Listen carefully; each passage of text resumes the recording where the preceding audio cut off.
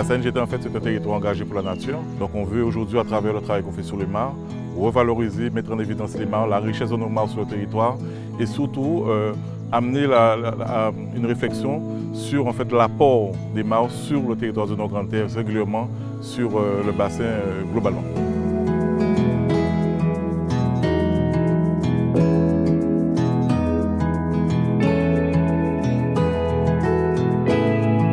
Le grand public aurait tout intérêt à revenir, à regarder les mares et même à promouvoir les mares parce que les mares sont des lieux, c'est un réservoir, d'accord, on le dit, hein, mais c'est aussi au niveau paysager, c'est magnifique. Moi je me rappelle les souvenirs d'enfants quand on jouait autour de la mare. Quand par exemple il pleuvait, nous effectivement notre père nous disait qu'il fallait rentrer dans la mare, on rentrait un moment pour se mettre à température et comme ça on ressortait, on n'était pas malade.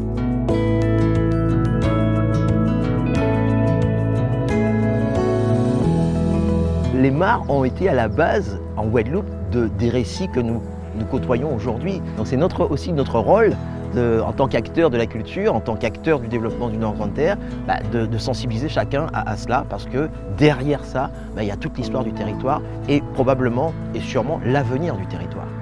On s'est rendu compte que les mares, en fait, ça sert vraiment quand il y a des phénomènes d'inondation ou autre, puisque ça nous permet de récupérer l'eau, en fait, c'est comme des tampons, un système de tampons.